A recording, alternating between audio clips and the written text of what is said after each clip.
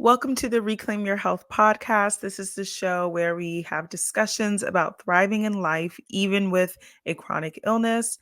Basically, over half of the United States population has at least one chronic illness, whether that's a physical condition or a mental condition. And it is my goal to help normalize talking about illness while we are learning the skills to thrive and advocate for our own well being. So, if you have a chronic illness and you have figured out some ways to still enjoy your life after being diagnosed, or just having your condition. You don't always have to have been diagnosed, but you want to be an encouragement to someone who is going through what you went through, or you would just like the opportunity to bring awareness towards an illness. I would love to have you come on the show.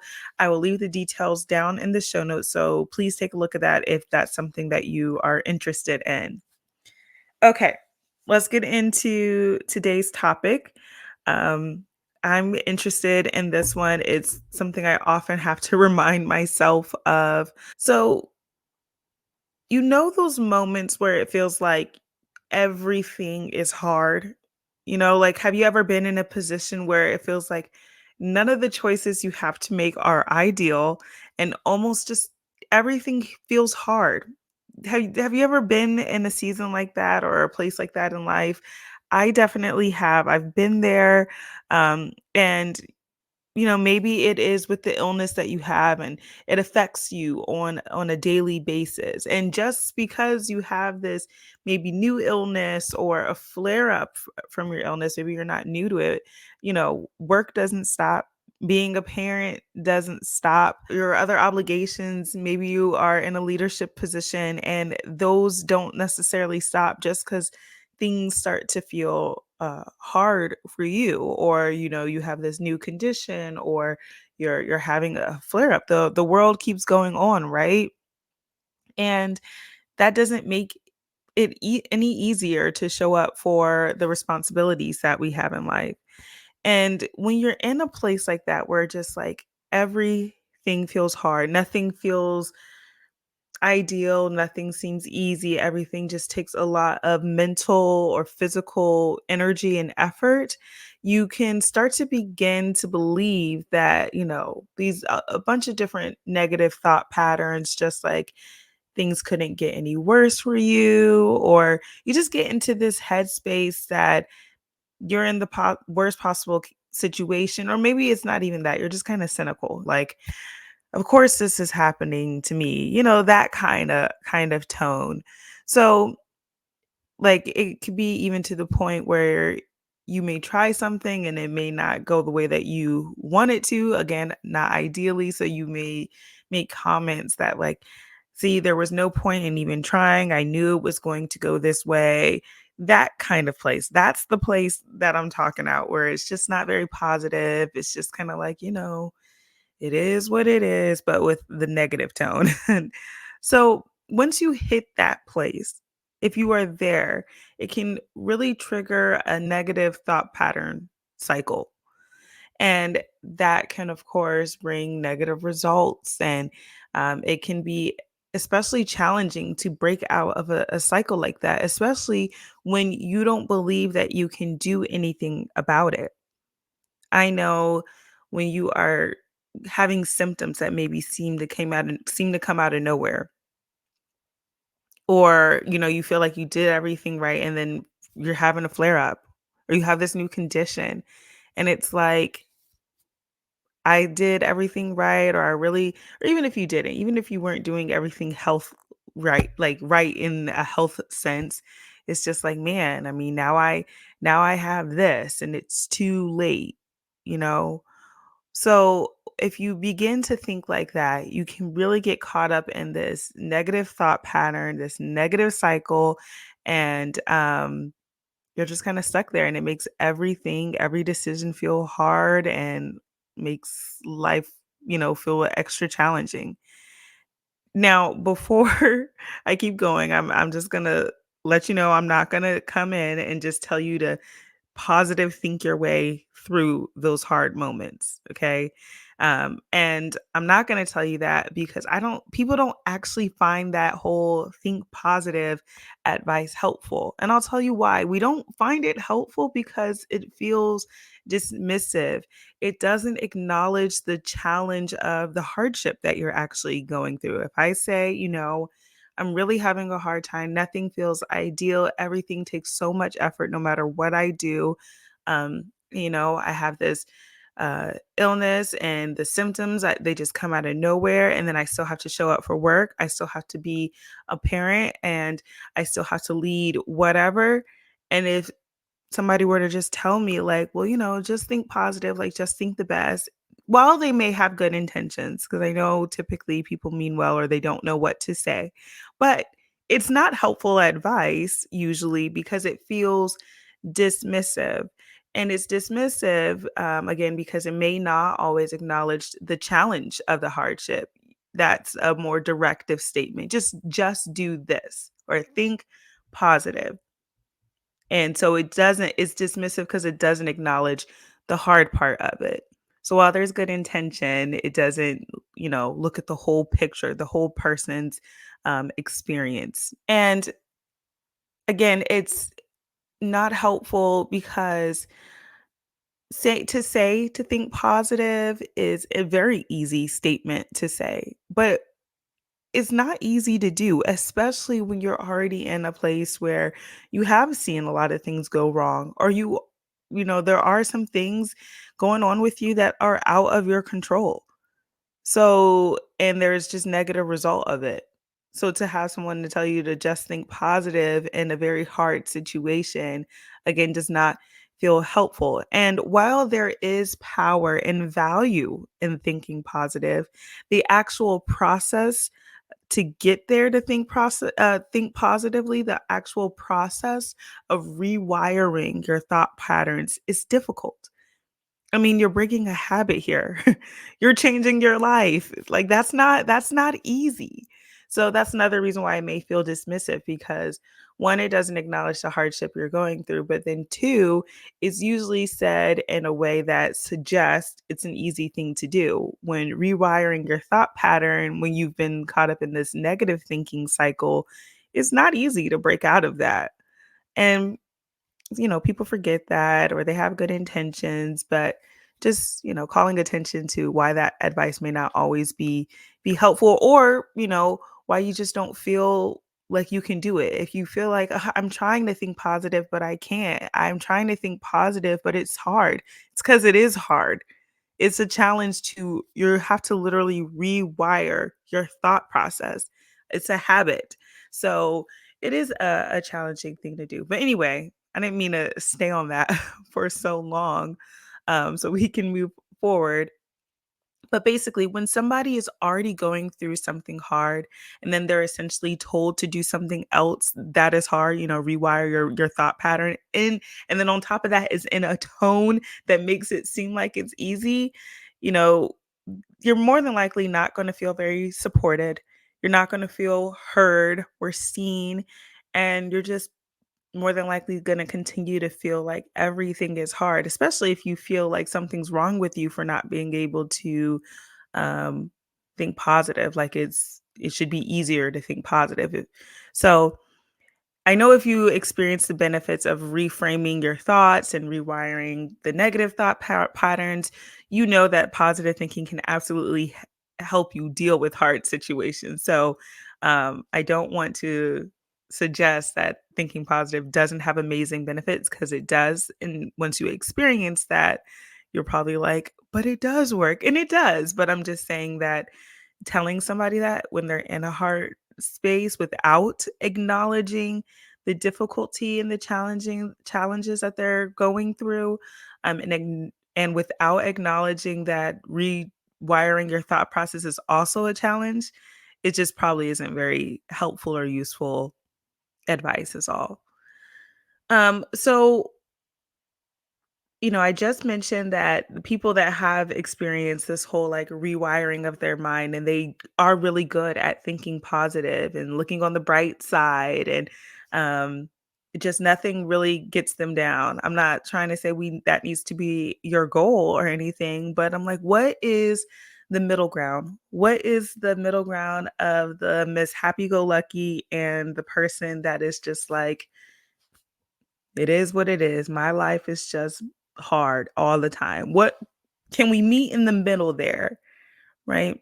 What is the middle ground there?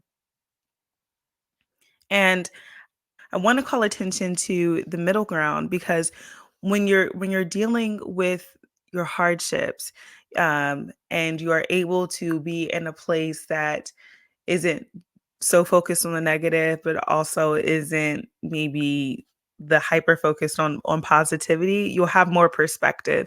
You'll have more clarity. You'll feel more empowered and be able to identify the things that you can control in your situation.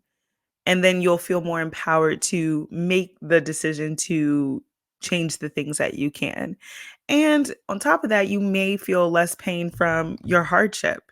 So it is very beneficial to try to work our way to the middle ground to and then you can start to get past the middle and get a little bit more to the positive side than the negative side. But if we're specifically in the hard place, let's just try to get in the middle. Let's just try to shift the narrative halfway up so that we can have a little bit more perspective, a little bit more clarity, realize that there are things within your control that you can change for the better, even if you're in I don't know, a sucky situation. I don't know, or your circumstances aren't great.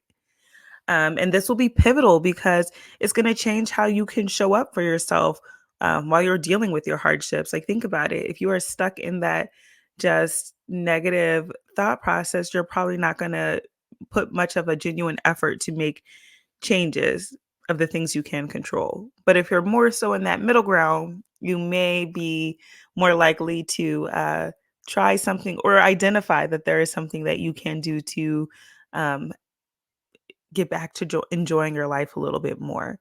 So, this really could be a pivotal moment for you.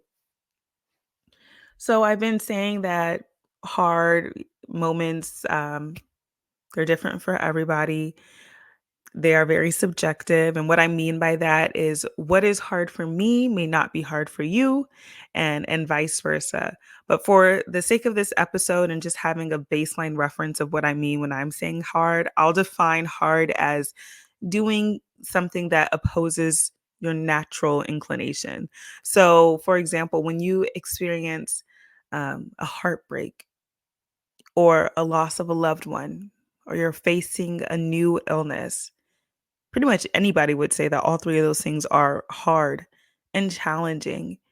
Um, but there's other things that are hard too, like building a new habit or figuring how to fit all of your responsibilities into a day. Those can be hard things too. And I may think it's harder. You may think, oh, that's not so hard. Um, the point is, the level of hard can vary, but we all experience it one way or another. And when you're dealing with something hard for you, it impacts your emotions. It impacts how you feel, your mood, how you see things, of how you look at your life. It's going to affect how you show up. Because if you're just like, well, it doesn't really matter what I do, life is just always going to be hard, you're probably not going to show up as the best version of yourself. You know, you may not be in a good mood or as your usual self. If you're going through something hard, you may not be able to focus as much. Um, Being a parent may feel extra hard these days, or you just may not feel as driven to lead, even in the areas that you love when you're going through hard things. So, what do we do? How do we, get us a little bit closer to that middle ground? I like to focus on positive distractions. So, positive distractions, I want to one clarify that this is not mean that you are avoiding anything. I don't really like that it's called positive distractions because the word distraction kind of gets a bad rep, like it's being distracted is a bad thing, but that's why they have the word positive in front of it. So I'll go through and explain all of this, but we all handle stress and hardships differently, but there's a reason why the different coping mechanisms that we use.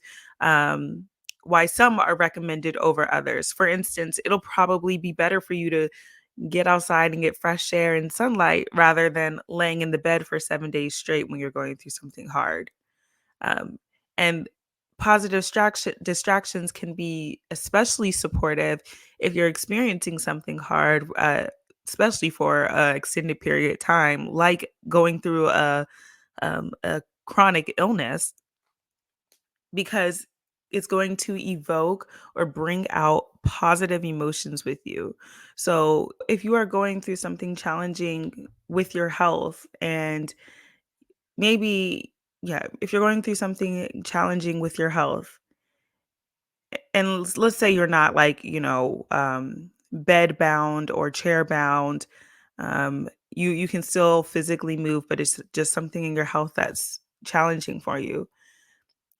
Which one do you think is gonna bring you more positive emotions? Laying in the bed 7 days out of the week, or sitting outside, maybe not even going for a walk, just sometimes sitting outside, in nature, or when the sun is up, getting fresh air. And to be clear, I'm not saying that you can't just have down days and lay in bed. I'm not saying that. That's why I try to exaggerate it a little bit and say 7 days, um, because it's totally fine to have a few bad days where you just need to rest and stay put. So I'm not villainizing that at all, just to be clear. But when you compare the two, should you sit outside in fresh air in the sunlight, or should you just stay in the dark in the house in the bed for 7 days? You're more likely to have a positive emotion being outside, being in the sun. So that's just an example of one coping mechanism that may be preferred over another.